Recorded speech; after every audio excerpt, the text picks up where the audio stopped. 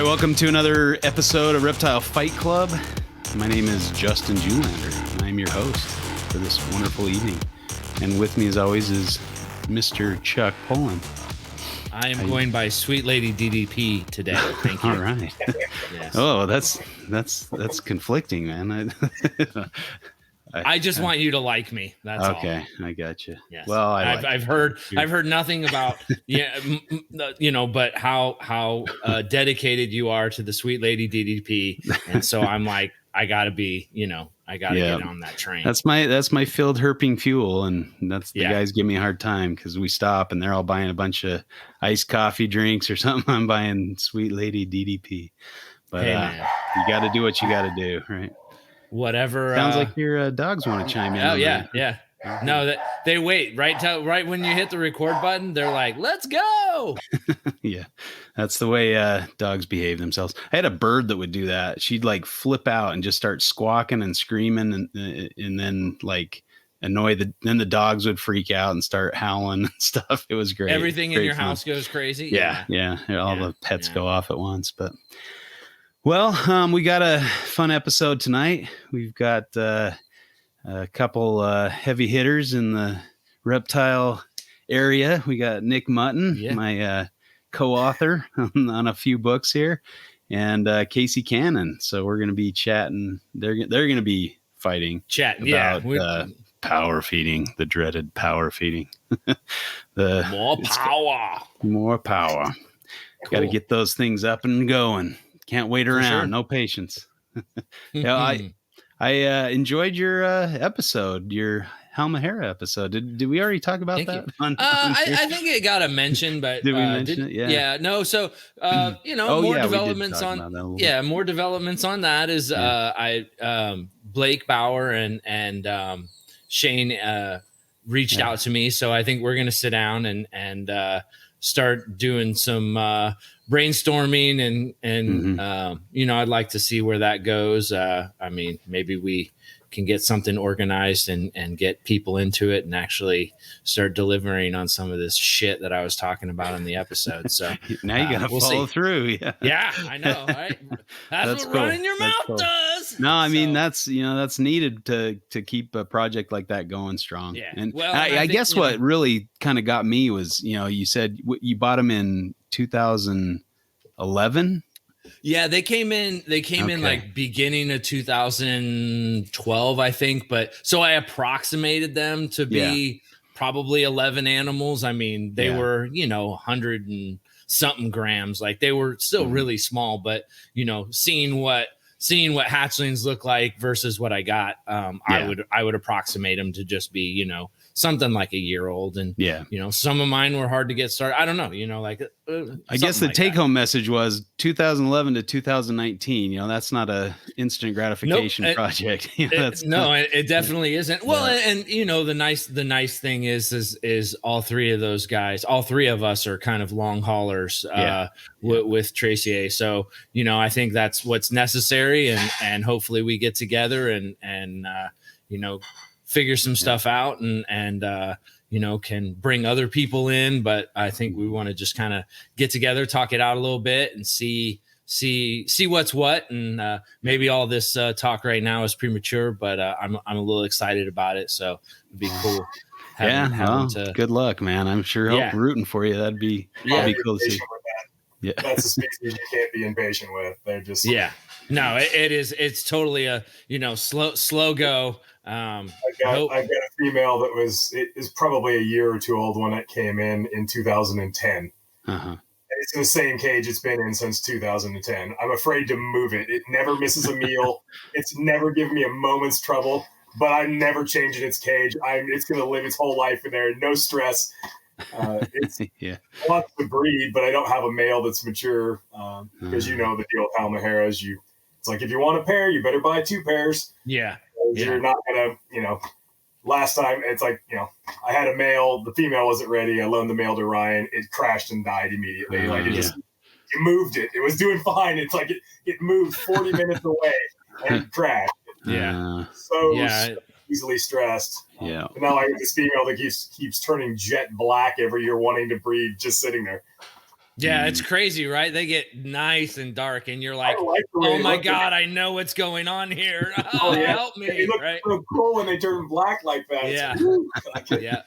She looks great. And she's probably not more than 6.5 feet long because what's the point of feeding her up? Or, Yeah.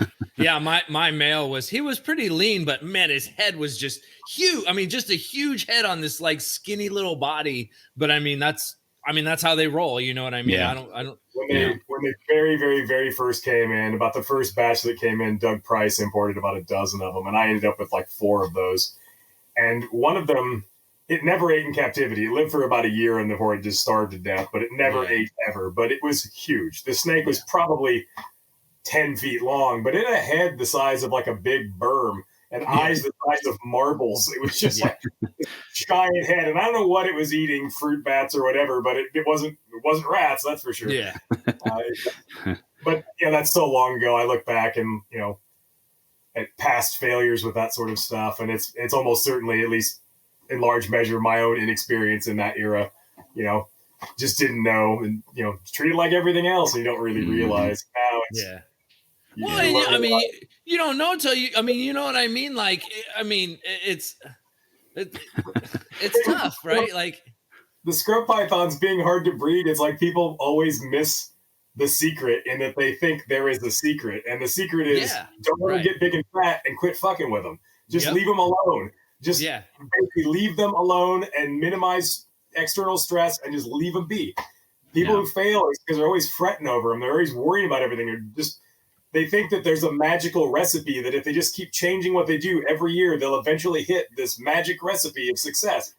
And by changing what you do every single year, you never allow them to get into an annual rhythm or anything.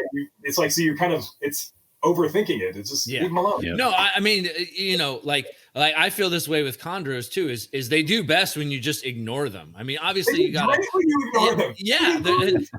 and Tracier are the exact same way. I had a Marut chondro. It was just a single male, and I didn't even know how I ended up with it. And it lived for 5 or 6 years, just sitting in a tub on a paper towel, the water bowl with one stick, no heat, no light, no nothing, just sitting on top of a rack in my adult room for years. And it never missed a meal, never had a bad shed, never gave me a moment's trouble ever.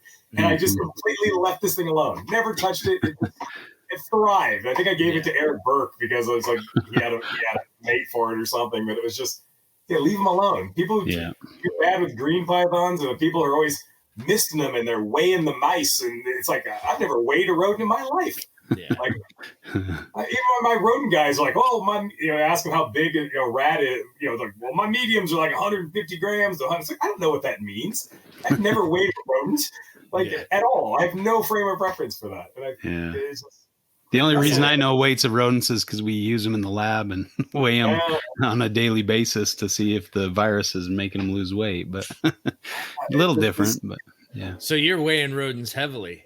Well, certain I know what a rodent weighers, huh? We're not anymore. I'm not weighing. Well, that's not your anymore. You're directing the weights of the rodents, but I got you. All right, sorry. Enough. No, Go ahead, that's Justin. good. No, that's it's exciting to hear, and I'm really curious to see what goes on. This is going to be a good year. I've got a blackhead that should be laying eggs here as well, and I really want those to succeed this year because having them come so close 2 years ago, just like this is the year. Yeah, that's going to hurt your feelings if it doesn't. But I need to get a nest box in there soon because if she doesn't have a nest box and she lays, she doesn't coil them. I don't know, all over the place, huh? I don't know if that's common for blackhead females, but mine just does not give a crap about her eggs. She doesn't try to wrap them or protect them. Yeah. So my eastern pair, the female's the same way. It's like you got to be on it, and sometimes the Womas, it's like you got to be right there, and they're just eggs rolling around under the newspaper. Yeah. Well, and I mean they're usually down a road, some kind of animal burrow, so they could probably just leave them and they'd incubate fine or whatnot. Mm-hmm. So it's probably just last year's 2021 blackhead clutch. It's like, you have this nice nest box. Why are you underneath this paper? Like, it's like, They have a mind of their own. But that Western blackhead that somebody saw out in pilbara, the patternless. Yeah. Yeah. Patternless blackhead. You guys see that thing? Had no bands or anything. It was just like a couple little squiggles on it or something. Pretty crazy. Where Had was this at? Blackhead, but in Australia. Australia? Found a wild patternless blackhead.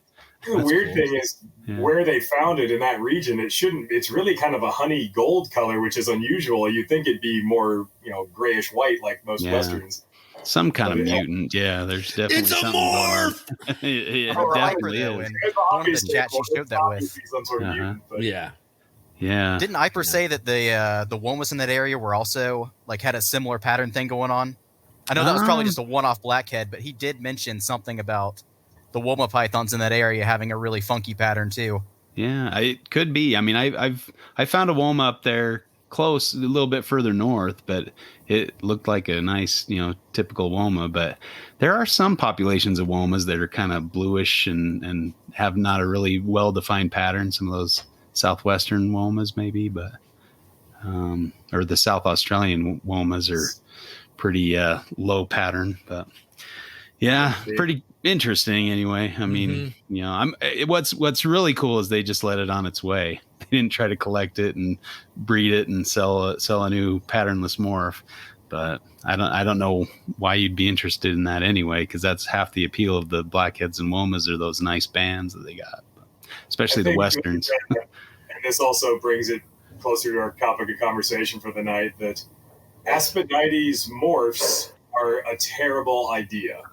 It's like the idea of scrub python morphs. Like, that is the worst thing that would ever happen to that group of snakes, because the kind of nutritional requirements to be successful with blackheads and womas are just completely at odds with the general morph breeder, raise them like crazy, power feed them and breed them.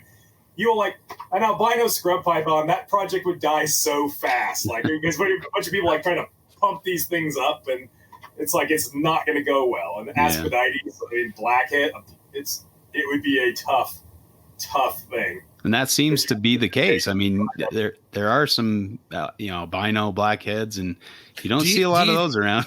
Do you think if they found some some albino barnecks or something like that would change the scrub, people would want to start keeping them rather than just this niche community of scrub keepers? If a morph like a true out morph like that showed up. I hope not. Me too. It might change it for the moment. You might have somebody throwing big money at it, but they're probably not going to be successful unless they've been breeding barnecks for years or something. Mean as shit and trying to kill them. It's not. I hope they don't ever achieve mass appeal sort of stuff. No. Yeah. The biggest benefit would be that the albinos would be blind. So maybe they wouldn't be as mean.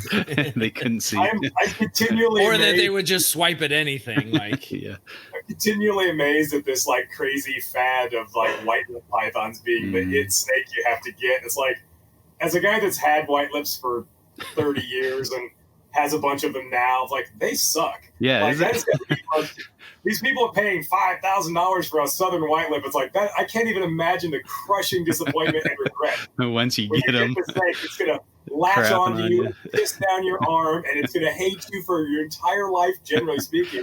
It's they're iridescent, but they're complete lunatics for the most part. Before I got into carpets, I wanted some black phase white lips, and because I just thought they were great looking. And then I couldn't find any, and I ended up down into carpets. And after I figured stuff out, I was like, oh man, thank God I didn't do that. Dodged the bullet. It would have been horrible. I literally just cleaned my white lip pythons 10 minutes before I came in and logged into this. I was just the last thing in the room I clean, and they are usually I have to do the clean and feed where here's a little rat. Why don't you eat that rat? Because I can get in here and change his water really fast. They're just It's amazing how many people had to talk out of buying ring pythons when I had those things for sale. Mm-hmm. They're oh, are they easy to handle? What's the care on these guys? I'm like, no, they're psychotic and they pee everywhere, and they're never going to be nice, and they're going to die if you let them dry out. How many do you want? They're the undisputed heavyweight champions of dropping dead for no reason. Ring python. or killing their mate, right? Ryan Young posts pictures of them and they look amazing. Yeah. And people are like, especially as babies. The adults are. Like, Ryan's 40 minutes away. He's one of my best friends. He can keep them things. I'll never know people. I don't even care. I've tried like 3 different times. It's like they just drop dead for no reason. You're trying to be so particular about because they need high humidity and they're one of those snakes like white lips that likes wallowing in their own filth. They just like in a mucky, half wet, gross, stinky. That's what they like.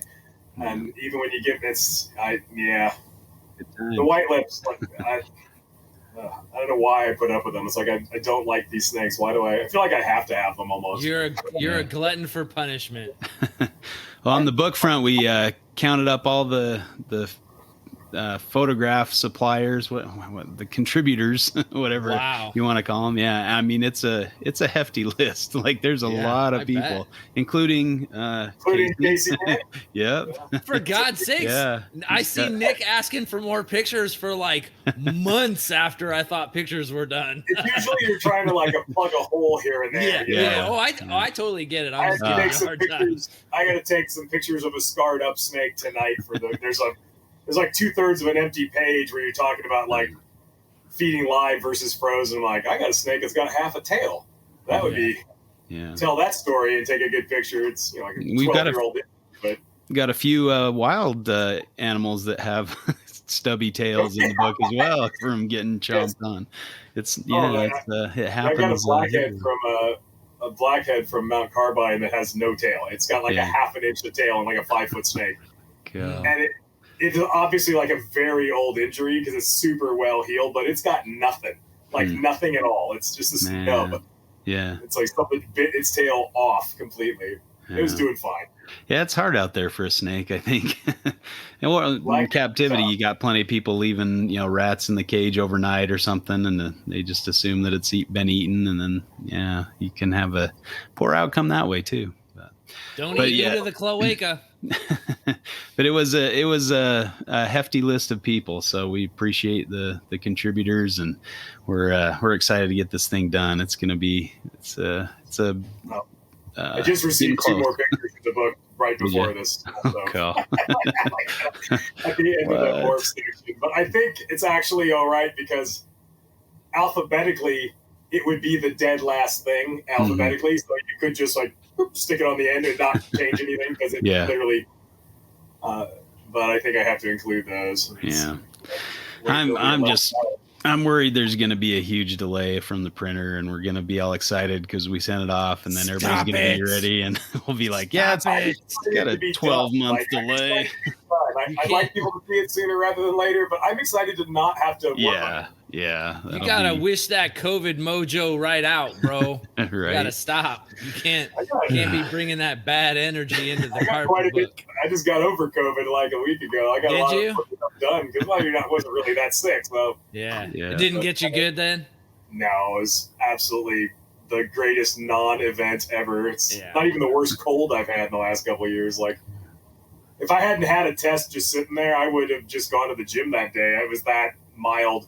Mm-hmm. It was like my back hurts more than usually, and it usually hurts a little. It was like woke up with a more stiff back and a tickle in my throat. It never really got to be more than that, but that's good. Yeah, I had I don't know if it was just a bad week, but I had like a mild headache, and I'm old, so I'm a little sore when I get out of bed, and I'm like, You're not as old as me, are you? I'm 45. Oh yeah, no, I'll be 50 this year, man. Yeah, okay. I'm like getting mail from AARP trying to. I'm AARP like, hey, don't you want to join our club of old people? You get discounts, Nick. Do that shit. There's no shame in the geriatric game. They're after me. Like I'm that old now. They're trying to recruit me. Yeah, the big 5-0. Went to a new gym for the first day today, and I'm like, I am the oldest person here. And there's a lot of people, and I'm like, I am now the old guy at the gym. Oh my god. Well, that gives you the freedom to stand naked in the locker room and apply talc to various areas. Yeah, you be the sauna man. Yeah. You sound like you've old been, man in the sauna. Justin sounds like he was scarred by an older man in a gym bathroom. Well, I mean, there's always an old dude, like totally not ashamed of it. Yep. Strutting around. Are just old saggy balls just hitting him in the knees. They've just given up any cares that they ever had. I just want to start a conversation with you. It's like, dude, you're naked. What are you doing? Yeah. That's what happens when you turn 50. So all right. I'm gonna do this and say we probably ought to get to the fight because we could probably spend the next hour just cutting up. All right. Well, we're Casey's over here ready to go, dude. Yeah. Look at him. He's poised. He's focused. He looks like he's ready to pounce. Yeah, he's ready to go.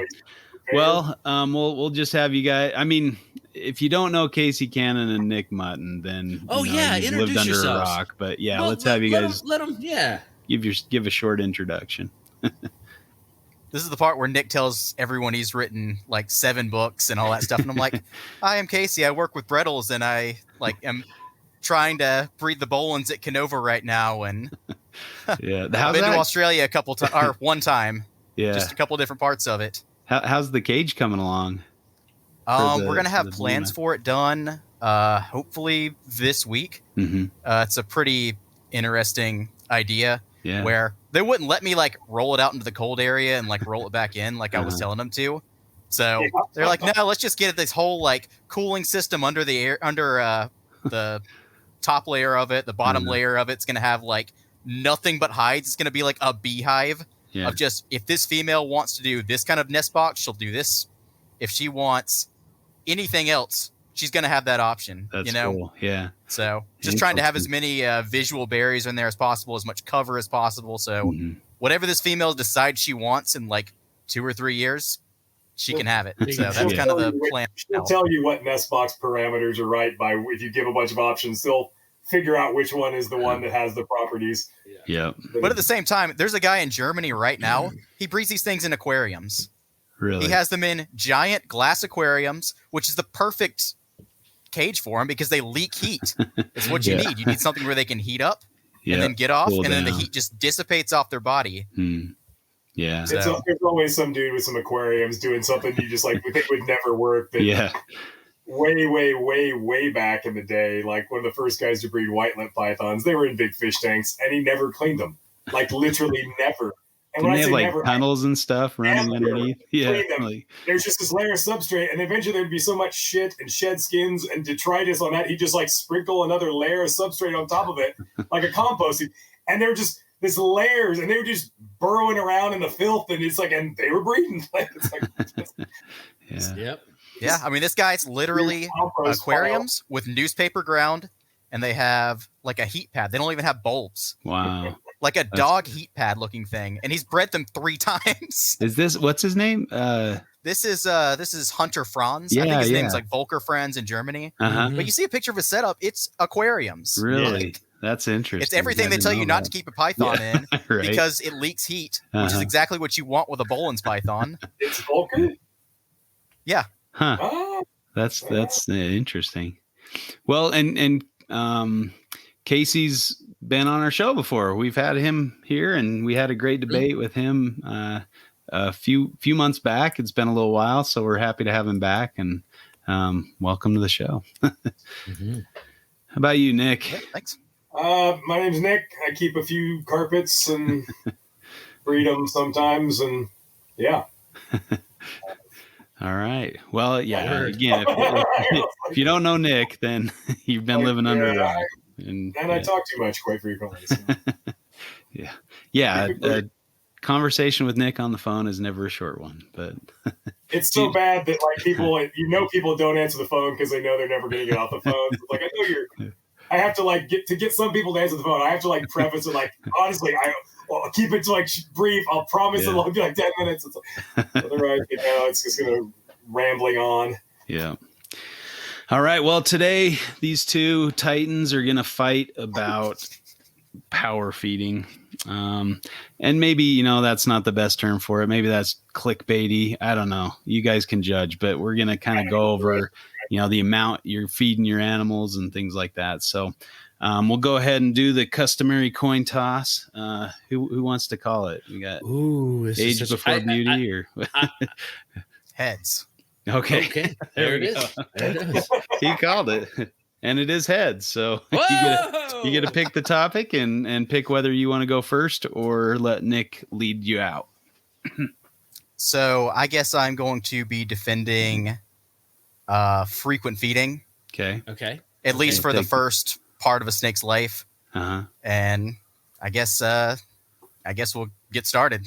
Do you want to go first? Or do you want to let Nick go first? Yeah. Go ahead, Nick. Okay.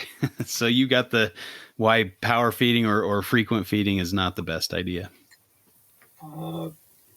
It's a terrible idea. All right. There we go. It is an idea and a practice that, let's say if we're just all being honest, is born virtually entirely out of greed and impatience.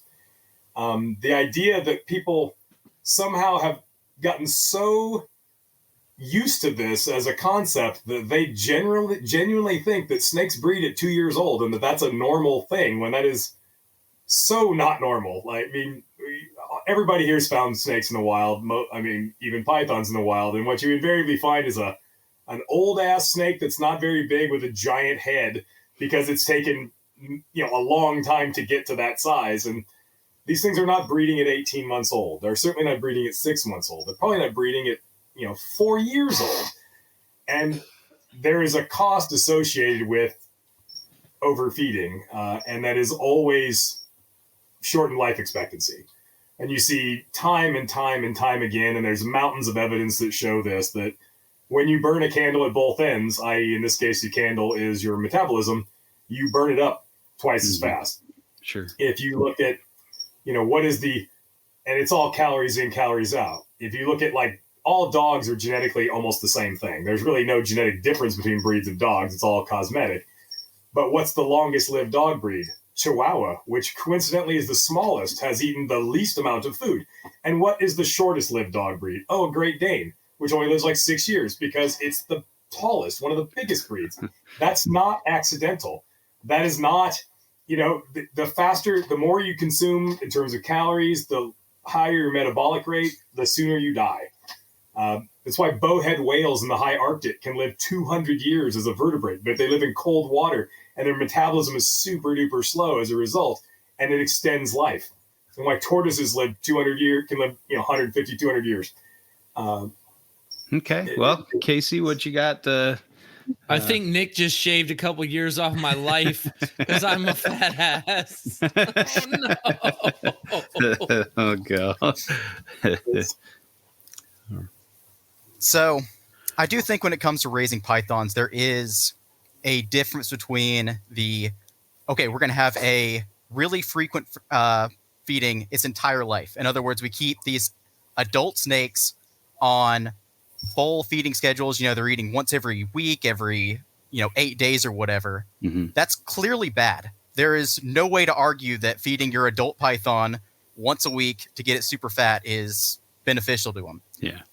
That being said, there have been, a few studies, especially ones with Dr. Richard Shine looking at water pythons, where he's been able to track how quickly they grow in nature through, capture release studies.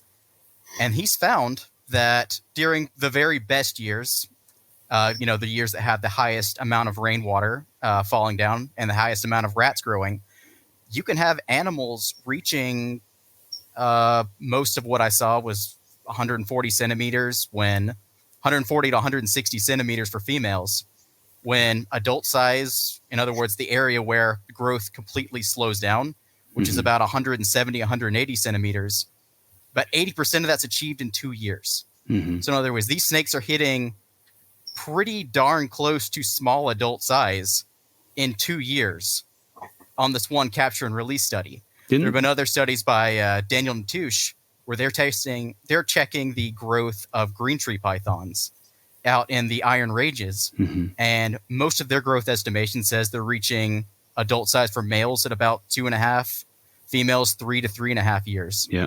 So I don't know if in captivity, if we were to shave that down by say a year and then massively slow down on feeding, if that would cause a huge amount of loss of lifespan.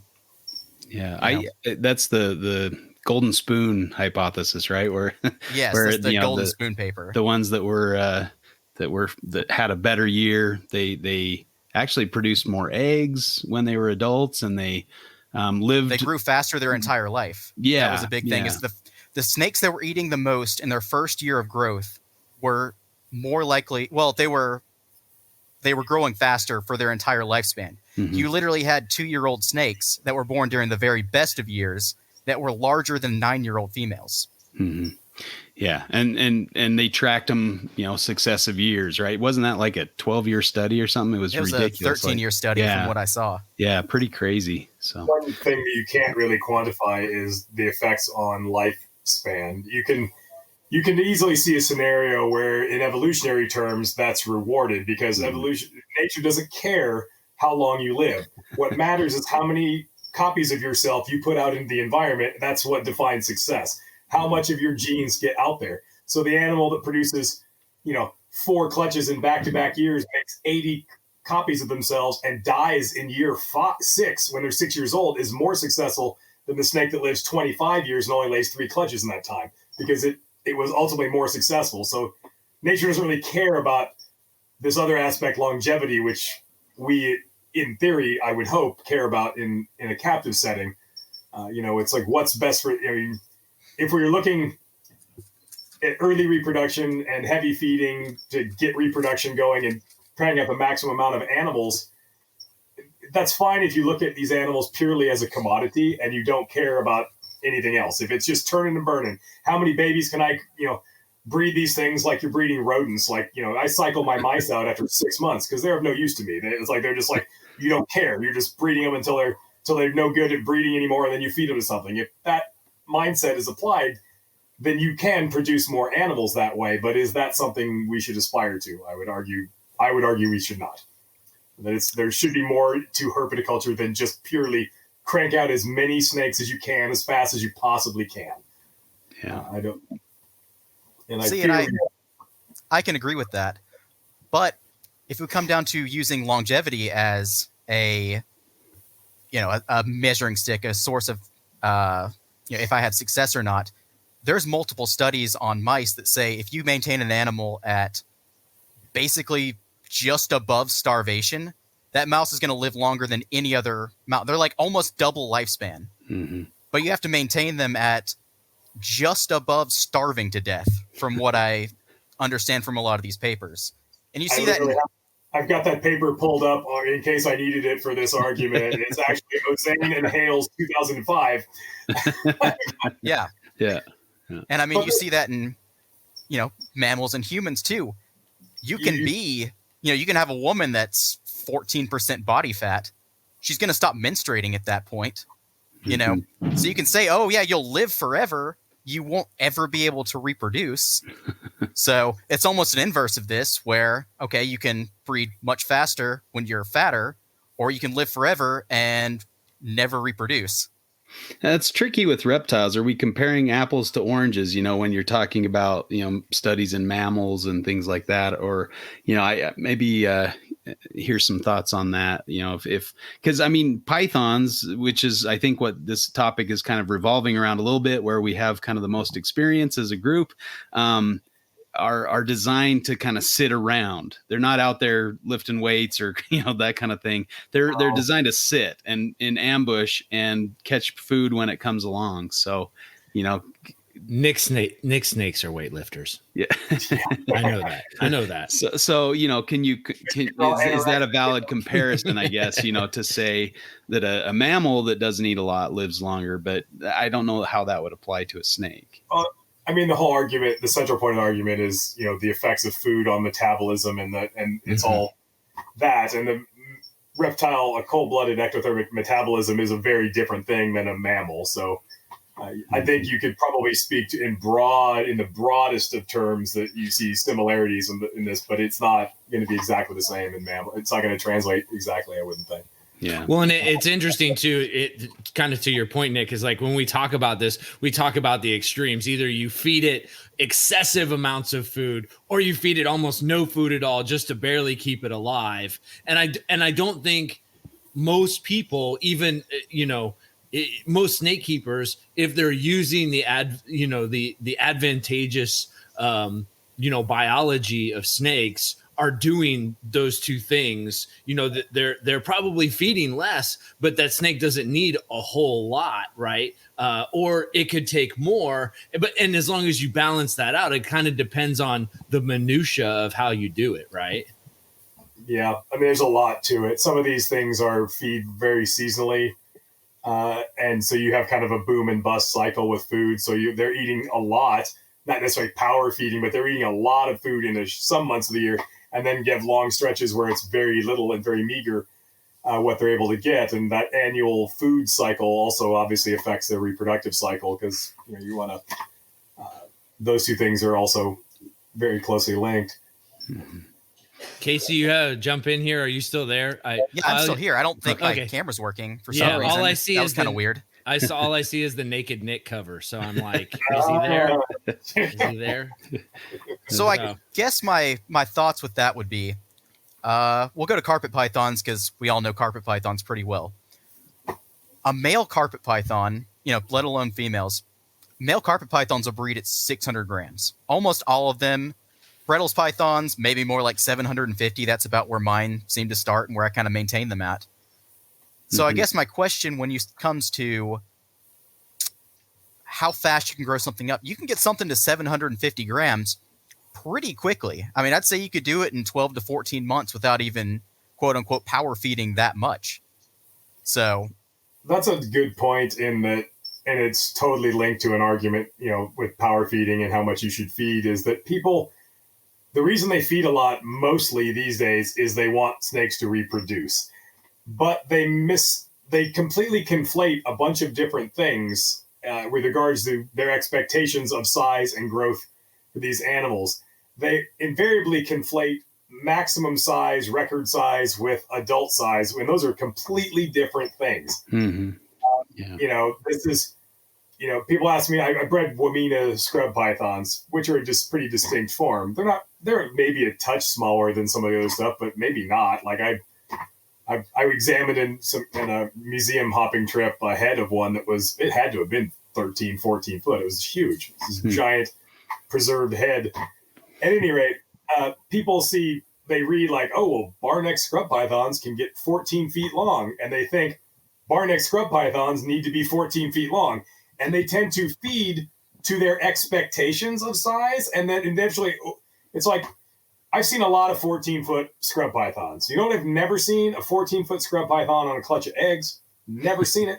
Seen a lot of big ones. Never seen one. Seen a whole lot of 8-foot ones on eggs, though. Mm-hmm. I mean, that Wamena, she's laid 2 years in a row, might lay a third year in a row, and the snake is maybe 7 feet long. Yeah. Does great, bounces back.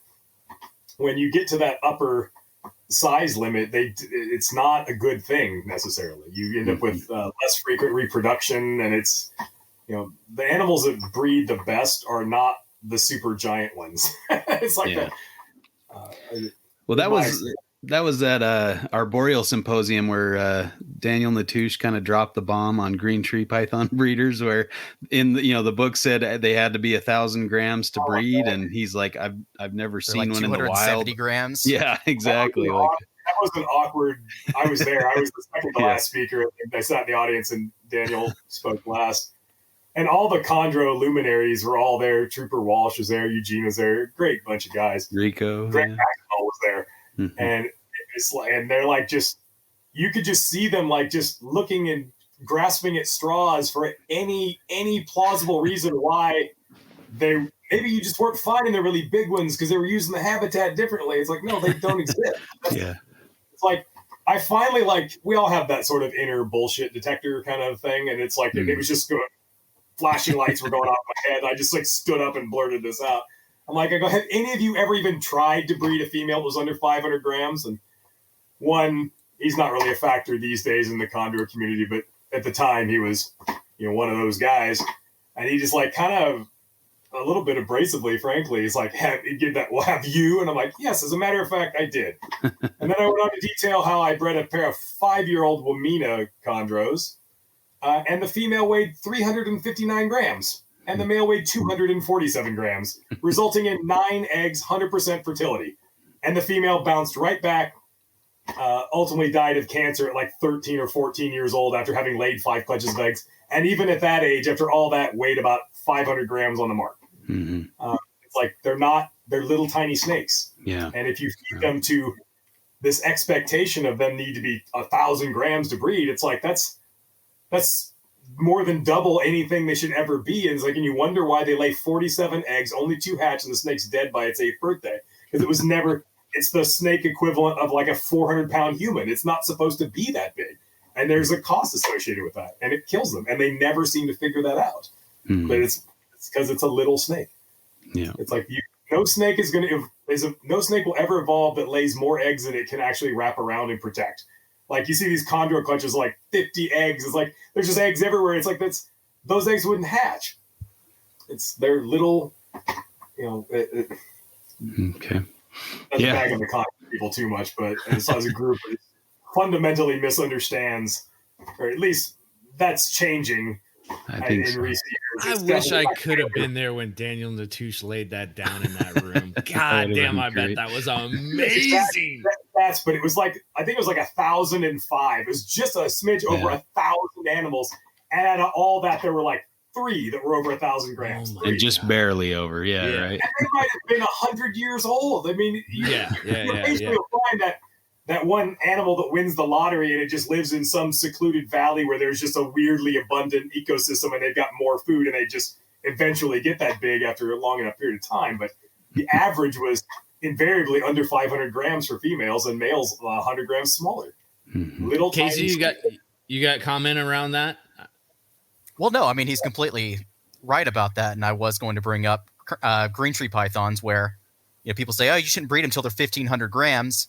And then, again, you wonder why they die when they're 10 years old. It's because their heart's literally beating to a system that's 5 times bigger than it's supposed to be. Mm-hmm. Yeah, or prolapse or all these other things that happens to them. And even but again, if you get, say, you find out they breed at 340 grams or whatever, that's actually a big one from the studies I've seen. Mm-hmm. Does it matter if they get to be that size at 2.5 years old and you just keep them there? Right. So is that a problem? That's one that I think you have to. No one's really actually looked at it. That's doing these sorts of studies and because it's a long-term thing. And it's probably hard to get somebody to do that, to invest 15 years into some captive snakes and feeding them and breeding them and just tracking who lived, in different groups and with different feeding regimens and who hit maturity first and how long they lived and doing that. I think it would be very insightful. But I don't know. I just there was a study on children's pythons they did at University of West Sydney, where they gave they had a control group that was fed 10%, offered 10% of its body weight every week, and another group that was offered up to 30% of its body weight every week for a year. Ooh. Which they actually did. They were very careful to self-regulate. If you want to use anthropomorphic terms like that. Mm-hmm. The researchers were, or the the snakes were. So in other words, self-regulated. Okay. Yeah. So I just still ended up ask. averaging out where they were only eating 16.5% of their body weight, but they got these snakes up to breeding size where they were actually locking up in 12 months. Mm-hmm. Just doing that. Antaresia, as a rule, might be an anomaly in that some of the sort of macro trends you see with keeping and breeding pythons don't seem to apply to them. And I think it's because they're kind of a bottom of the food chain sort of thing. And the lower you are in the food chain, generally the higher reproductive output, because most of your babies get eaten by other stuff. And whereas you're never going to get 13 years of consecutive back-to-back clutches from a scrub python, 13 years in a row with good fertility. But I've done it with Stimson's pythons, 13 years running. And it was never less than 10 and never more than 13 eggs. Mm-hmm. Every year, I finally just retired the female. I felt bad breeding her anymore. They bounced back super fast. I had a children's python that double clutched. It laid a clutch of 12 and then a clutch of 13, 3.5, 4 months apart. and bounced. And bred the next year again. Like they seem to be. They bounce back faster than anything I've ever seen. Whereas a lot of this other stuff, particularly the less commonly bred species, having bred a lot of that kind of stuff, it's almost depressing. But the reality is, if you get 3 or 4 clutches out of a female in its entire life, that's about all you can realistically hope for. You're not going to get 9 clutches out of a female white lip or a scrub python. It just doesn't seem to work that way. If you get 3 or 4, if you got 5, you've done fantastic. You shouldn't expect that they're going to breed every year, every other year into perpetuity. It doesn't ever seem to work out like that for the most part. So I don't know. I'd rather take a slower tack with feeding and have them be around for a while than just burn them out fast. So I have a lot of for snakes. Justin? I was just going to say, I mean, there's studies on, how much a snake needs to, how much energy it needs, what size, how many meals it needs to just perform its basic functions. And I think didn't Gavin Bedford do some of that work with his PhD thesis or dissertation? I thought I saw something in there about, like 20 mice for a Stimson's python just to kind of do normal functions or something. Yeah. I mean, I guess that's where they're seasonal feeders. I imagine they probably don't pass up a meal, that's kind of an ingrained thing. Like you see that in green tree pythons, they're always sitting out waiting for a meal. You'll see that in the wild during, times. It doesn't seem like they are very successful very often, but they'll take a meal when it comes. So, I mean, if you've got an explosion of rodent populations or whatever, and they're eating as many as they can catch or whatever, can a wild snake get obese?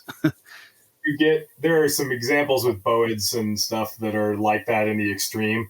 One with carpets is Isle of St. Francis, where there's the only thing to eat is mutton birds, ironically.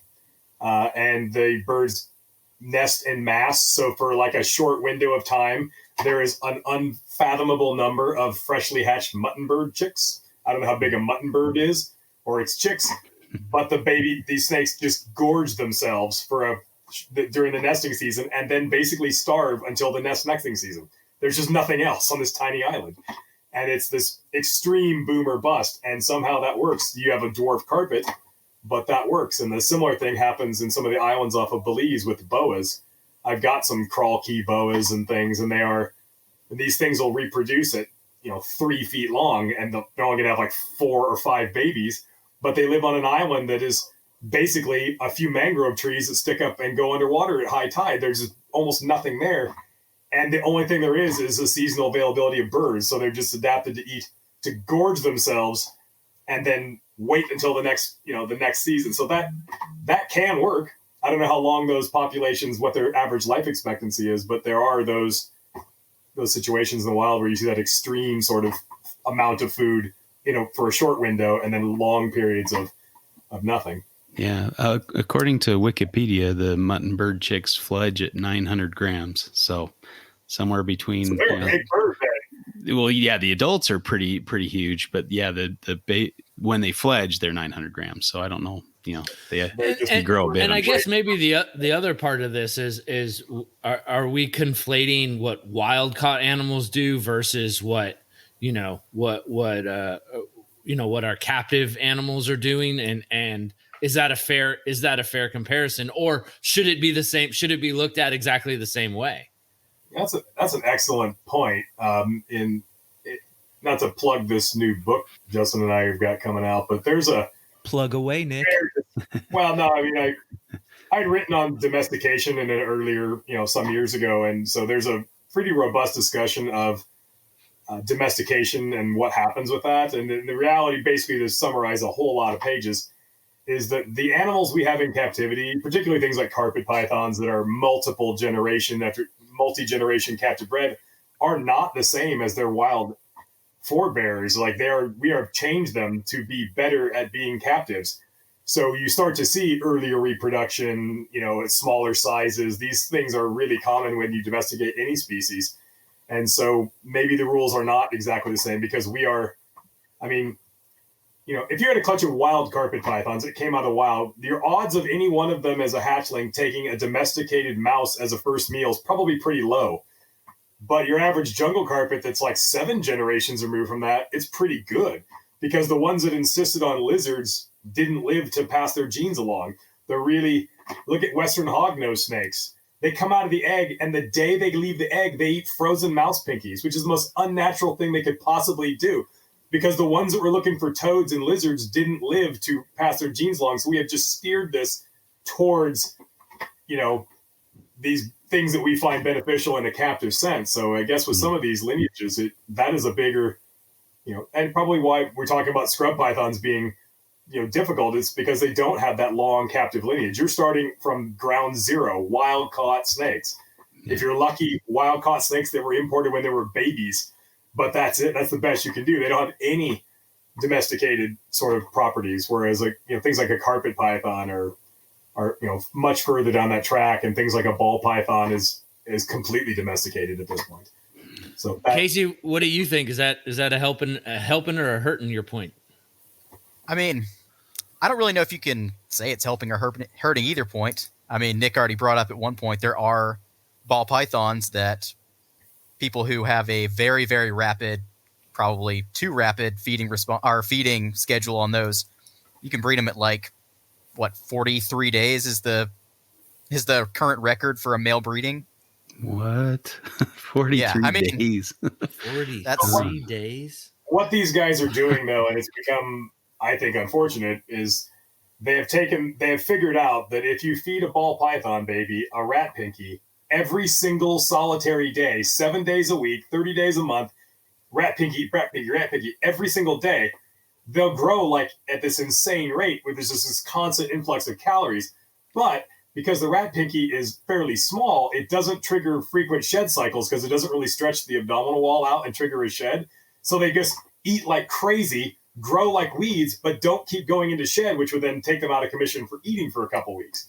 And you end up with this ridiculous growth rate and early onset of reproduction. However, there's a commensurate rise in ball python people complaining about rectal prolapses. Shocker. Because if you've bred a lot of snakes, like all of us have, you probably stumbled onto this if you feed a lot of pinkies, your odds of the animal prolapsing is exponentially higher than if you're feeding it something with fur. And we're talking about rectal prolapses in the snakes, right? Yes. Oh, God. Now we're sharing too much. But what are the species? There are some species, obviously, where you're kind of stuck feeding pinkies because they're so small. What are you going to feed a baby chondro other than a pinky? A lizard? I mean, you're pretty much stuck because of their size.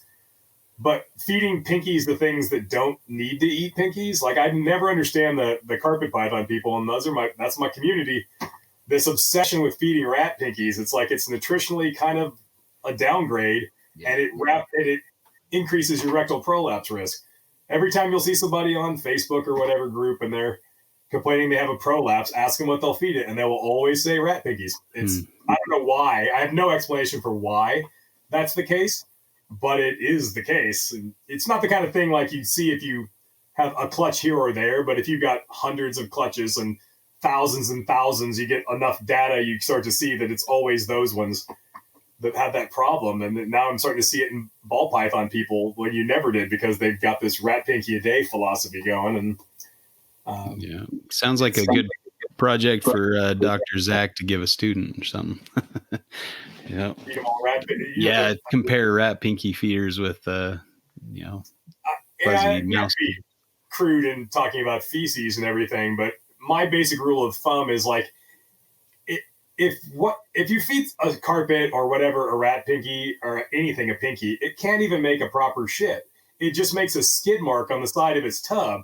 And basically pinkies give your snake diarrhea. That's just the truth of it. And if basic logic would tell you if what you're feeding your snake is giving it perpetual diarrhea, maybe you shouldn't be feeding it that.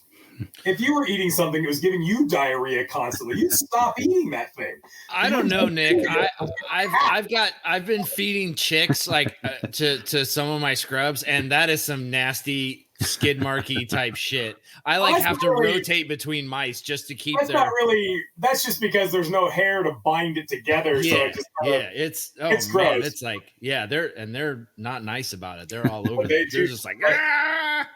I feed a fair amount of birds because for some of these things, nutritionally, like the macronutrient profile, if you will, of a chicken is more closely approximate what a wild snake would eat. Yeah. In that birds are inherently, they're reptiles. And so reptiles don't really do the intramuscular fat thing. Mm-hmm. It's all subcutaneous fat. Whereas you ever had a marbled piece of chicken, they don't store fat that way as a reptile. And so you end up with, they're invariably always lower in fat and even, pythons and wild to eat mammals, they're eating some half dead, half starved, scraggly looking thing. Wild rodents and things don't have the luxury of excess body fat. Mm-hmm. They can't. So you're feeding them a leaner prey, especially with things like black-headed pythons and things that shouldn't be eating mammals at all, really.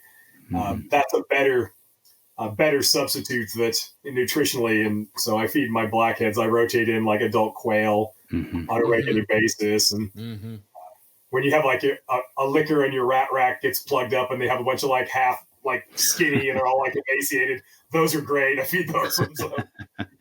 Well, Casey, are you still there, dude? Yeah, maybe. We talk blackheads. Yeah. Because the other night, in preparing for this, I had a conversation with Jason Hood, who is at this point debatably one of the most successful people with blackheads in the country. He feeds his large adult rats, and he has animals from 2004 that are breeding this year. So his question's always been, everybody says you're supposed to keep these things super skinny. You're supposed to keep them on this low-fat diet. He's more successful than just about anybody with this species, and they're eating large adult rats. I found a similar thing with the Kulagowski brothers.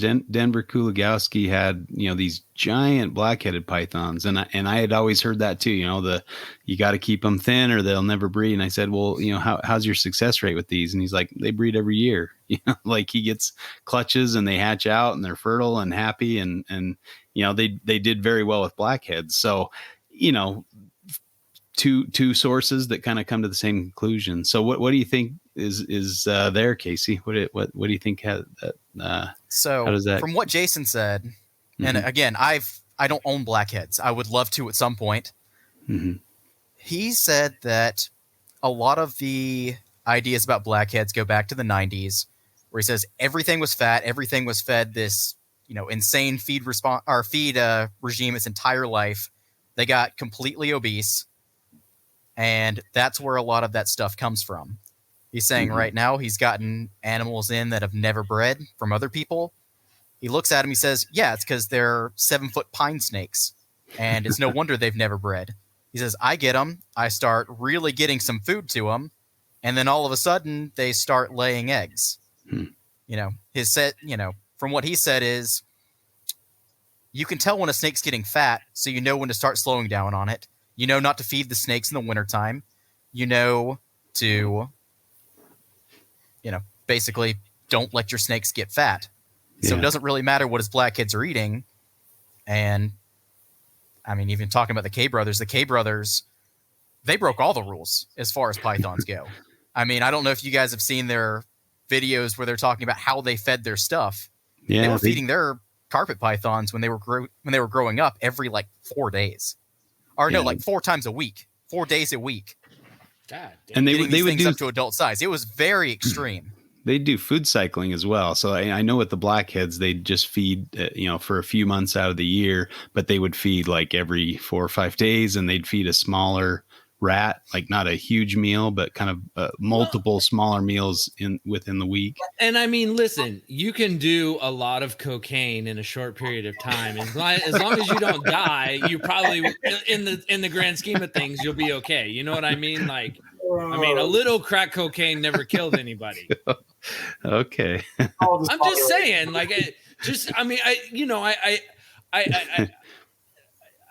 I listen, I'm Mr. Challenge the Norm. Let's make sure that if we're going to say something is something that we've tried other things and said oh no, it works like this too. It works like that. It works like this. It works like that. None of you know exactly what you're saying, but That was kind of the question I had for Casey is, do you think you can feed like a juvenile snake too much to make it unhealthy? Or do you think a juvenile can eat as much as it wants and gets to, adult size faster? Kind of like the water python example. Do you think that's kind of applicable to all pythons, or what are your thoughts? I don't know. That? There needs to be more studies on it. Sure. Ones on Antaresia, which again, Antaresia are like the python version of a garter snake. So how, how good can it actually be as an example for everything else? But my question would be, kind of going with what you're saying is frequent feeding for the first 12 to 18 months, and then just massively slowing down and kind of going to a more typical, we're going to feed it every 3 or 4 weeks, Mm-hmm. I mean, even with, say, we find out the exact weight a female carpet needs to breed.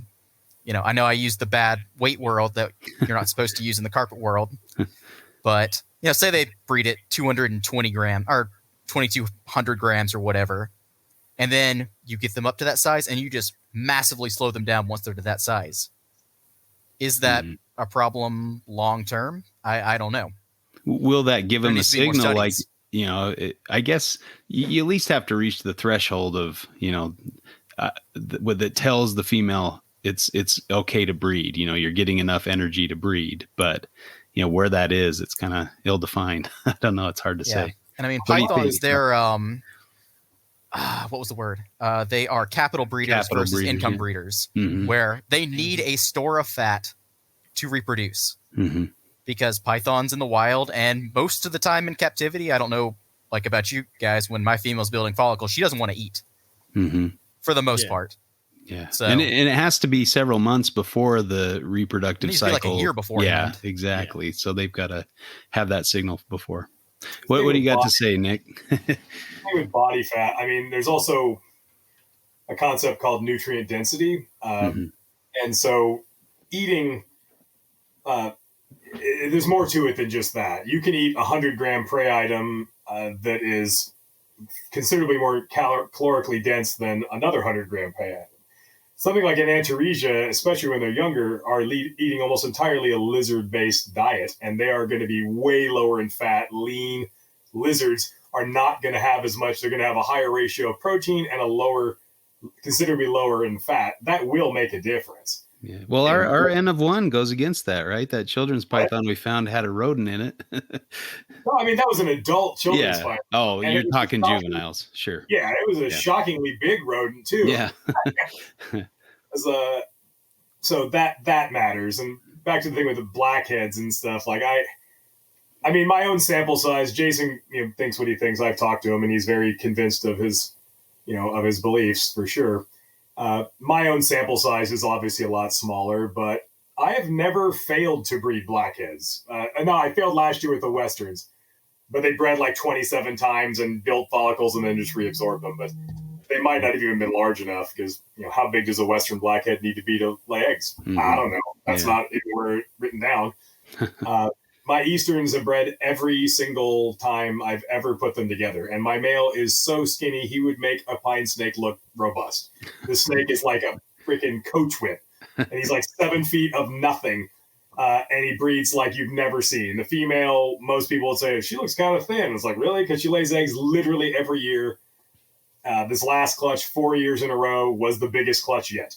Not big per se, but bigger than her previous effort. So these snakes carry way more body fat than people think. The snake that you don't think is fat, that you think is lean and mean, is fat as shit if you open it up. I have a good friend of mine, I won't mention his name. He had a unfortunate thing, a Clastolepis female young adult died. Just no warning, no nothing. It just, oh, look, you're dead for no reason, as we've all experienced with keeping snakes. That, like, random, inexplicable. He opened it up because he wanted to know why. And this snake, even by my own estimations, was lean, mean, in ideal body condition, wasn't overfed, looked like it looked great. And it had so much body fat, you would not even believe the snake could possibly, all the way down. There was just fat. It was at a shocking amount of body fat in what anybody would think might be underweight, if anything. Yeah. So when you think your snake is fat, it is really fat. If you think your snake is lean, it's probably still fat on the inside. So that is, when you find wild snakes, it's like they manage to get along just fine and breed and everything and be thin. I've seen, I don't know that I've ever found an overweight wild python. Found a lot of scraggly looking. Remember that one at the Dorat Road, that blackhead that it was like a 7-foot thing about as big around as a nickel. Yeah. It was so thin and it just looked so haggard, but I bet that snake's still alive and doing fine. I will say to that, though, the Brettles that I found in Central Australia was pretty hefty. I mean, it was, it looked like a captive Brettles python. Mm-hmm. Yeah, I think there's plenty of examples of snakes that are good sized and robust, and maybe even on the fat side. And I guess the question, is that beneficial to the animal? Does it give them an advantage over their counterparts? And something like the Shine study looking at water pythons might suggest that there could be an advantage to being larger and reaching that larger size earlier on. Well, and I mean, you could be talking about years of climate instability, which causes an animal that has built up fat reserves in the wild, just so in case it runs into, a half a decade of adverse weather, that it can still feed sparsely, but weather that storm with its fat reserves. And is that relevant to what we? Whoa, calm down. What we do today in dogs. Yeah. And I don't know. I will say too, I know this isn't exactly a wild python. Every wild berm I've seen come out of Florida is like something Jay Brewer would have raised up. Like they are not skinny when they're coming out of the Everglades. I do appreciate the dig at Jay Brewer, though. So points for that one. Bag of a lot of us for obvious reasons, but I think with berms in Florida, you got another factor involved in that they're not supposed to be there. So you have an animal that's not like a native ecosystem. So it might just work out that the selection of what's available in a place there's not supposed to be a python is pretty advantageous for being a python, so they might have it pretty good there. There's again, I wouldn't use that as an example of supposed to be there, right? Yeah. Like it's probably got a lot of food source because it's got a lot of invasives that don't have natural predators. Yeah. So. Yeah, I mean, a North American raccoon or a white-tailed deer has no idea what a Burmese python is. So. Right. Right. There's, the largest population of Egyptian ibises in the world is in the Everglades also. That's crazy. Well, it's all Hurricane Andrew. Same kind of birds got, except for they're not scary because they're birds, so we don't talk about those. Mm-hmm. Yeah. So you have this weird, completely made-up ecosystem they're trying to restore. It's like, remember the time the state of Florida released all the peacock bass on purpose? Remember that? Like, it's all choked with non-native plants. It's like there's nothing natural about it left. Yeah. That ship had sailed. Have this giant grievance and there's a big snake there eating it's like it's crazy. Mm-hmm. Yeah, no introduced species study ever works out great. It's all bad. No, we look at all those species that are invasive we take for granted, and we don't even realize, like all the European gray squirrels everywhere. It's like most people, the only squirrels they've ever seen in their lives are European squirrels, and they don't realize that. Like, it's because they just displaced all of our native squirrels, and that's just what a squirrel is. And, but it's not, it's very non-threatening, so I guess we don't care about squirrels and, European earthworms that have taken over. Well, we have short attention spans now. Squirrel! You know what I mean? Like, yeah. That is getting shorter by the minute, it seems. Yeah. Yeah. Casey, you there? Did we lose him? I don't know. Maybe not. He's That's muted. all right. We'll continue. I'm we'll on continue. mute. So Okay. sorry. All right. I was trying to click away at it.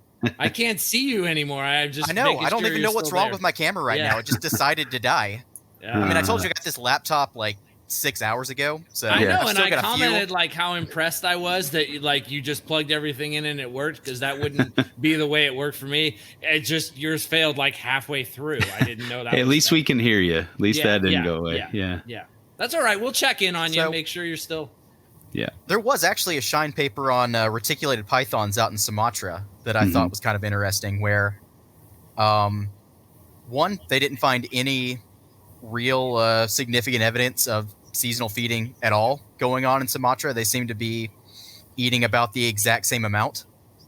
But they also found something which also correlates with a study that was done on Hog Island boas. I don't remember who did it. I didn't write it down. I'm sorry. Where they talk about the growth rates in these snakes.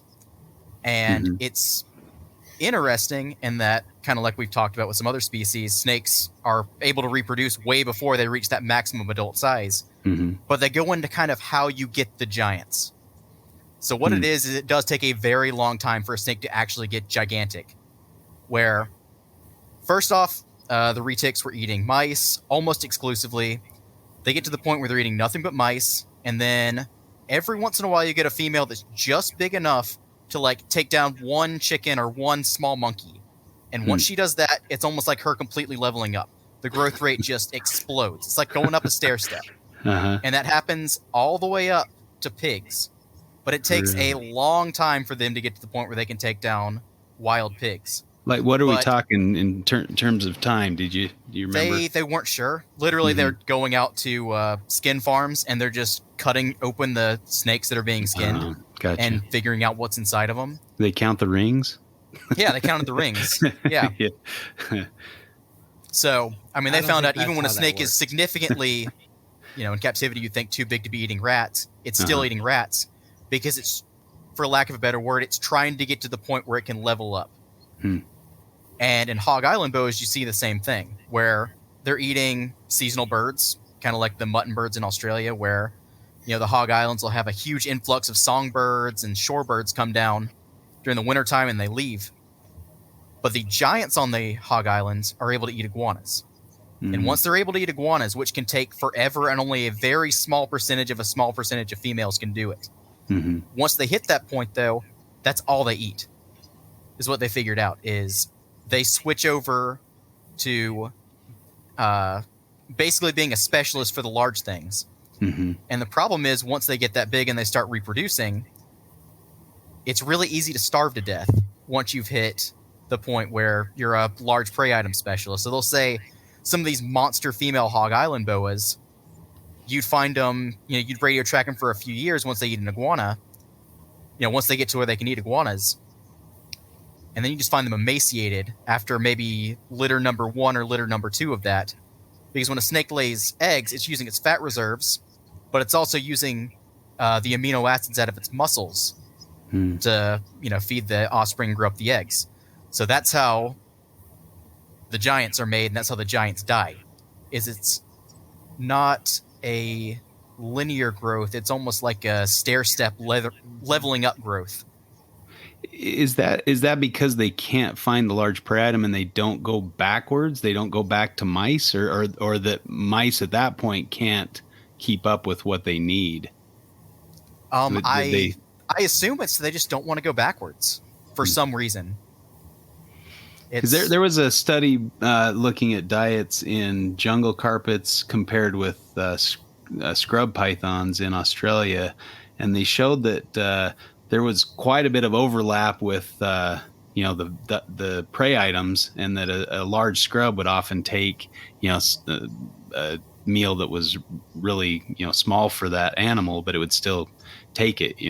Well, yeah, but you're talking about resource partitioning through competition, right? Yeah, and what if there is no, I would imagine once those animals make that jump and they're eating iguanas, there's probably not a lot of other animals eating those iguanas, or maybe they are. I don't know, but or maybe there's not a lot of iguanas, so if they can't find an iguana, right. One thing that always seems to be true in any ecosystem when you talk about niche partitioning is that the amount of suitable prey at different sizes varies a lot. The smaller the prey is, smaller animals are more numerous than larger animals. And the bigger the mass of the potential prey animal is, the less of them the thinner they are on the ground. So when you get to somewhere like Australia where you've got carpets sharing space with scrub pythons, and then further north green pythons and scrub pythons, they're eating the same things initially because there's a lot of that small stuff, but eventually the scrub pythons will get big enough to where they're eating things that only they're eating, and they've got this niche carved out for themselves, that large apex predator where they're eating tree kangaroos and wallabies and things. Which is interesting because it's almost like an argument. You could find an argument for both of you guys in that statement, right? Yeah, it kind of can go either way because I mean, it's advantageous to stay small because there's more available food. But if you live in an ecosystem where you have that larger prey, it's advantageous for you to jump to that and try to hog that resource for yourself.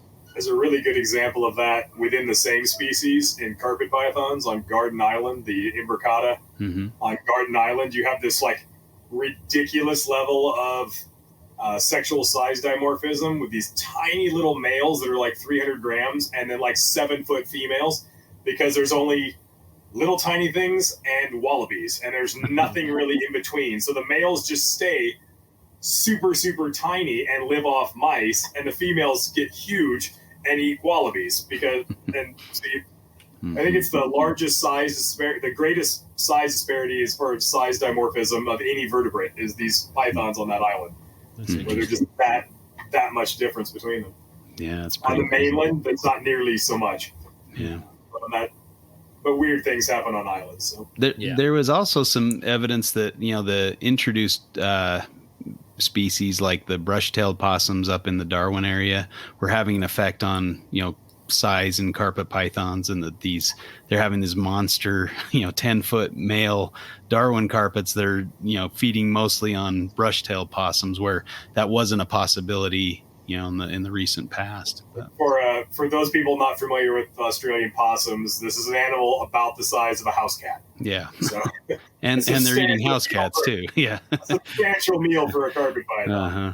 But I mean, I think a lot of people don't realize is that like adult size there's no such thing as a fixed adult size. Like that's a pretty plastic, phenotypically plastic trait, you would say. It's like and even like at the, genetic level, I guess, if you will, that variable is easily changed. If you look at with the scrub python clade, the two of the most closely related members are king horneye and nada, the largest and smallest species, are very, very recently diverged from each other. And yet in this short period of time, they have this a pygmy scrub python and this monster, and they share a fairly recent common ancestor. It doesn't take long to downsize or upsize. If that's what and that would make sense if you needed rapid mutation in order to adapt in an environment. Food prey size and your max size, or adult size is probably better, is something you would expect to see rapid, be part of those rapidly changing genes, or it wouldn't work out well for the animals, You see that the concepts of insular gigantism and insular dwarfism, and you see it all over the place with everything. It's like something gets on an isolated island, and if there's big stuff to eat, they get bigger rapidly to eat the big stuff, or they get shrunk down to eat the small stuff. Yeah. They get like Channel Island mammoths and stuff. It's like it didn't take very long for them to be, from one of the largest proboscideans ever known to be like this 6-foot tall pygmy mammoth. It didn't take very long because there wasn't enough food. Yeah. So it just downsized quickly.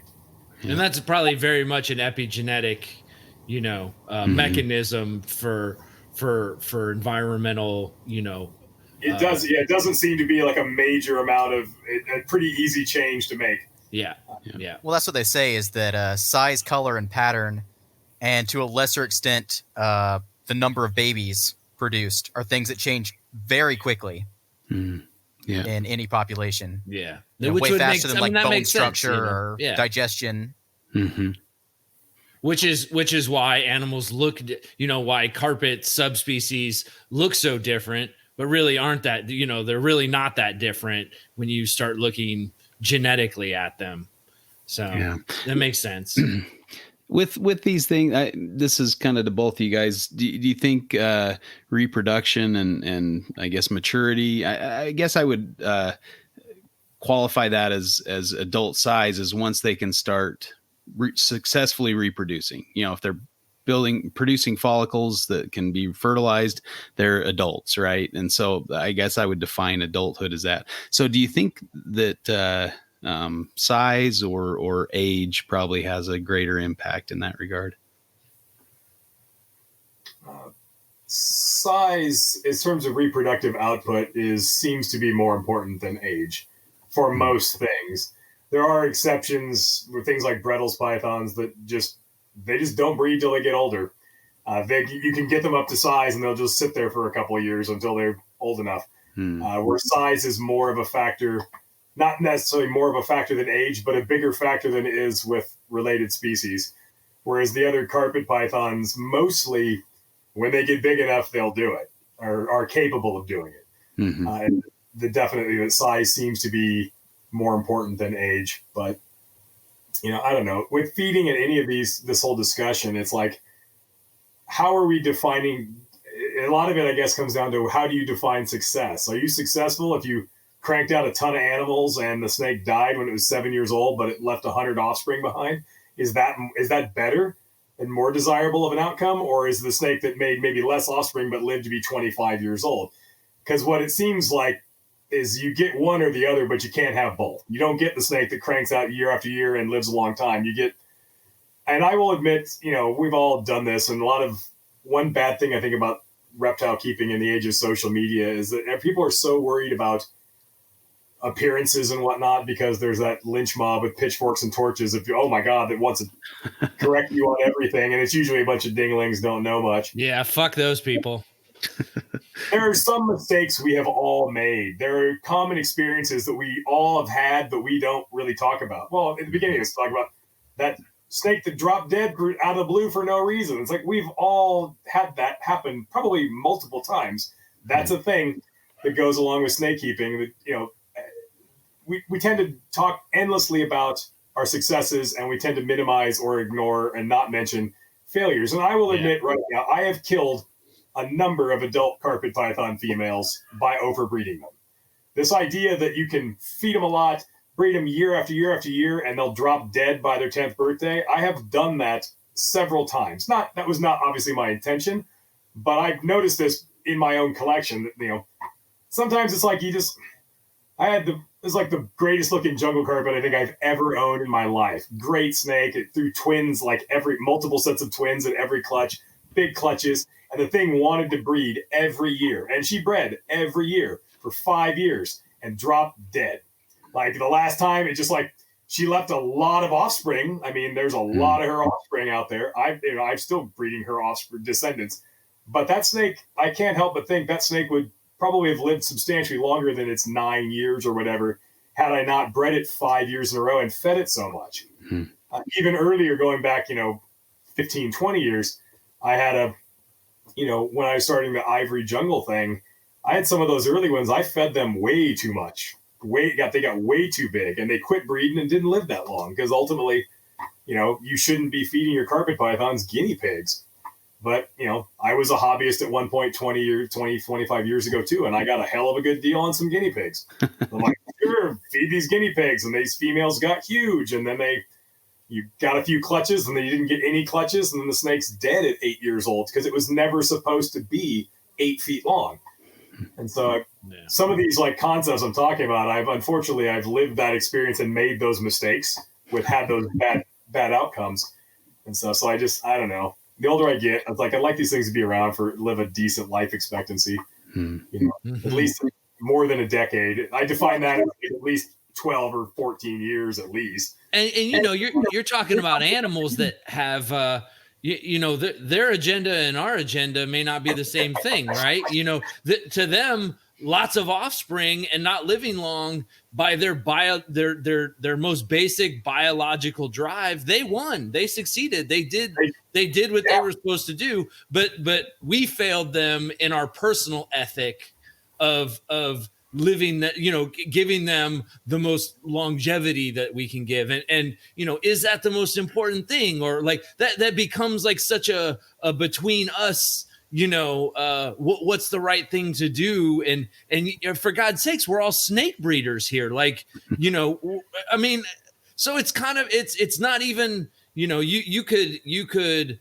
say somebody's not doing their snake right by breeding the shit out of it and getting lots of eggs, and the snake lives a shortened life because of that. But I mean, you're a snake breeder. That's what the animal wants to do. That's what you're there to do. So, at some level, it's kind of like I feel people when they say, hey, you're not acting ethically, but at some level too, it's like, yeah, check that shit. Are there ethics in evolution?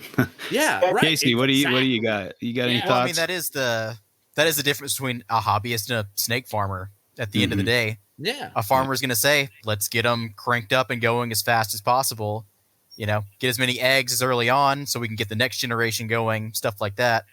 I mean, I don't really agree with that personally, but I mean, you can look at, going back to the K brothers feeding their baby jungle carpet pythons every 3 days until they're ready to breed at 18 months for a female and probably like 9 months for a male. I don't even know how, as fast as a male can breed. Yeah. I think Chuck, you really hit the nail on the head. You said what the snake wants and what we want. And I think to the extent that a snake is really capable of wanting anything, it would be to eat a lot, breed a lot, and make a lot of babies. That is their biological imperative. Eat, grow, breed. That's what they're programmed to do. It's what we're all programmed to do. So it is kind of are we just projecting our own sort of herpetological morality onto that? Snakes don't worry about families or mortgages or getting their kids to college. Like snakes don't know what 10 years means. Yeah. Biological terms, like it is like the animals that bred like crazy and dropped dead by 8 years old were more successful if they passed more genes along. Yeah. It is that simple. But I guess my concern is more that mindset. If you keep going down that road, you eventually just look at animals purely as a commodity. And at that point, I don't know that is a healthy thing for us. It's like, if it's just a commodity, it's just a thing. It's like, I don't know. I don't know that that's healthy in my opinion. It's hard to check the ethics of it once you've accepted the biological truth of the whole thing, right?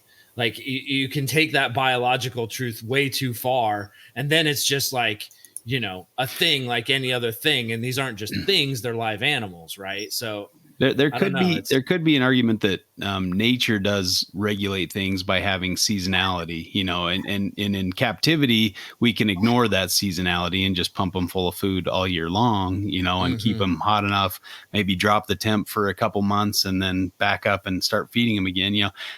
Like Casey was saying, though, there is some self-regulation, but we can kind of override. Depends on the species too. I mean, ball pythons are very good at self-regulation. Oh, yeah. I don't think carpet pythons are. Like, I really don't think carpet green pythons trees either, right? have any self-control.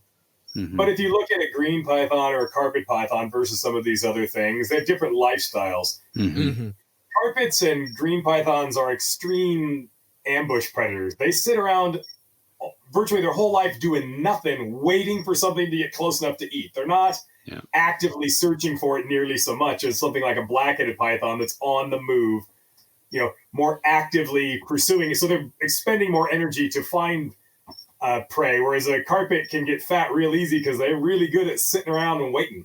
Not doing a lot. So speaking of body fat, was it Matt Somerville that had that species of brown snake that only ate like 2 mice a year and one of them died, and it had just fat bodies throughout the whole, you'd just be like, what is going on? They're very efficient, some of these species. Well, and it's interesting too, is like the less you feed something, if it's really if it has a really efficient metabolism, the less you feed something, does more of that try to get stored as fat, and they're trying to reduce their energy output so that they can store more as fat because they're not getting fed as much. Does that happen at significant enough levels to impact the animal? Question. No expectation of an answer, but it's one of those things, like, you kind of got to wonder, like, is that a thing? I don't know. So in the short-term Antaresia study, which, again, Antaresia are very different than any other pythons, they didn't find a correlation in efficiency of digestion between the ones that were fed basically the bare minimum and the ones that were fed as much as they wanted. So, but again, they were babies and they were baby Antaresia. So is that going to translate well over to a baby ball python or a baby Burmese python? I don't know, because there is definitely a point in a snake's life, the first 2-3 years, especially, where most of the food brought in is going directly to growth. It's not going to fat. Yeah. Yeah. And I don't think you could hold that argument with adult Antaresia. No, definitely not. Yeah. I've seen some pretty fat adult Antaresia. Yeah. They'll do it for sure. I saw a 5-foot spotted python at a reptile expo one time, and it was like I was simultaneously just disgusted and amazed, and I kind of thought it was like horrible, but also awesome because I just never seen something that big.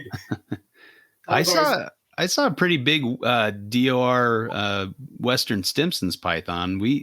I think we even had Steve Sharp lay next to it on the ground to show how big this thing was.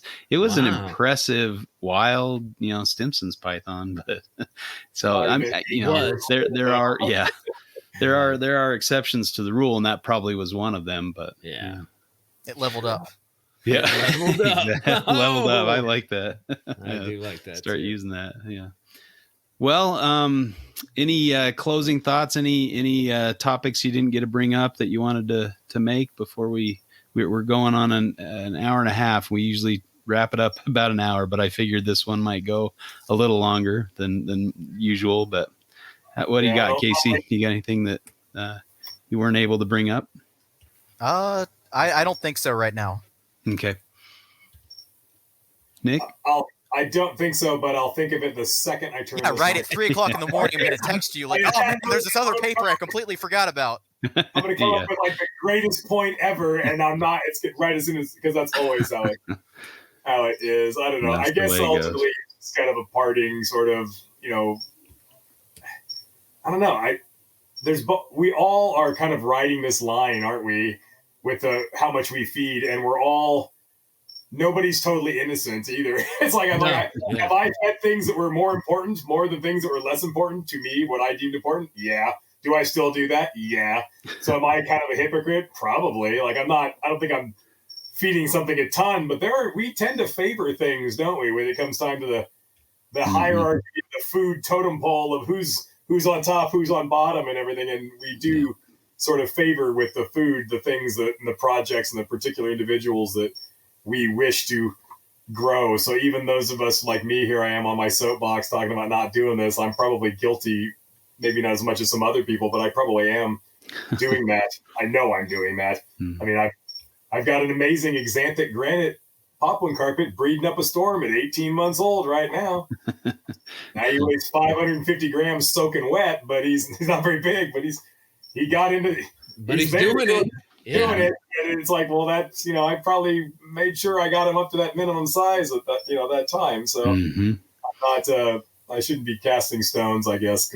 Too many. And on the flip side of that, I have a female 2018 Brettles Het Stonewash that she just got to the point where she could eat rats. So she's still super tiny at 4 years old. Oh, I've got some 2018 Brettles that are nowhere near breeding, and they're like super important ones. Like I have 2018 Hypo Stonewash that are 100% het per stripe, and I have 2 pairs of them. They're not even going to be close to big enough to breed when they're old enough. They'll be 4 years old, and I'll be waiting another year because I just haven't. They're not tiny, but they're not. They're not. It's been a good discussion all around. I think I've learned some cool stuff, and I appreciate you guys coming on and discussing this topic. Hopefully our listener has gotten something out of it as well. Let our the people know where they can find you guys. Where are you at in social media and such? I'm everywhere. I'm easy to find. I find myself not posting on social media as much as I used to because, you guys know why. It's kind of like you're just kind of like I don't know. It's like it's too frustrating these days. The mindset. Yeah. I will only answer a question if it's something really, really interesting at this point. Like because the sort of zeitgeist on social media is getting to a kind of an unhealthy place. But I'm around. I'm easy to find on social media. And by social media, I mean Facebook, because I'm too old for Instagram and these other. I think when you get close to 50, I don't think you're allowed to be on some of these other platforms. It's for the young kids. And you're one of the few people that really keeps their website nicely updated. So tell us your website. A lot of good it does me. It's like everybody's like, is this still available? It's like, man, I update this every single day, and then I still have to answer the questions because no one believes that I update. Yeah, that's because nobody else does. Yeah, right, like, exactly. When they ask me, I'm like, nope, it's not. I did it 4 times this week. Like it's something that honestly, and I'm changing pictures and updating. It's like so much work, and no one believes it. Yeah. And somebody this morning, it was like, are you going to update the pictures of this snake? It's like, are you kidding me? The picture's like 9 days old. This is like 9 days ago. Like, no. Yeah. I need a live stream video of the tub that it's in. Yeah. Right. Yeah. Got a live stream it. I've had each that animal. kind of request where they're like, do you think I'm going to rip you off? So you want like some proof that it's a real snake and that like it's the real thing? Like, but website's inlandreptile.com. Super easy to find. I'm always around, so easy. A lot of good stuff, and it's there. Always updated, folks.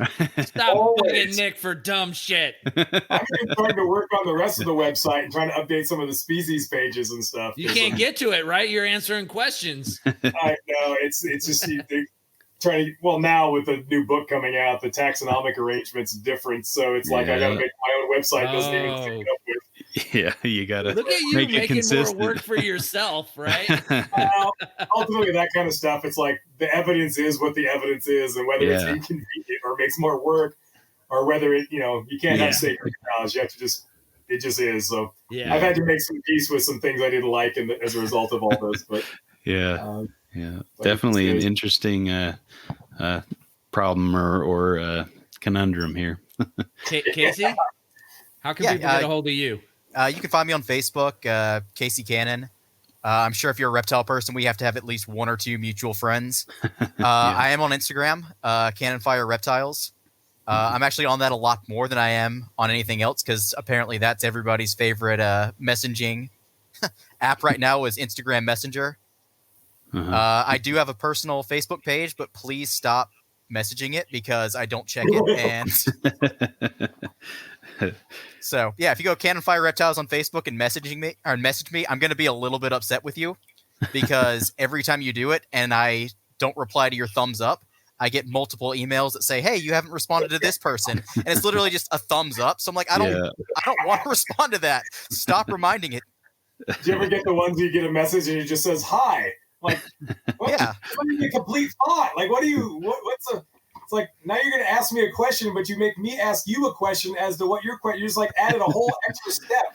We didn't even help with it. Just, what do you want to know? And that's the thing, too, is Facebook gets so mad at you if you don't answer every single message or if you're not the last one to say something. So, I'm getting a little tired of getting notifications every single morning of, you have 4 unanswered messages on Facebook Messenger. It's, just somebody gave me a thumbs up after I said yes. Yeah. Well, we appreciate you guys coming on. This was a fun discussion. Yeah. Check out MorelliPythonRadio.com for info on the radio or Morelli Python Radio Network. I can't talk. Anyway, follow them on Instagram, Facebook, YouTube, all at MPR Network. So thanks for listening, and we will catch you next week for another episode of Reptile Fight Club. Keep fighting, folks. Fight Club.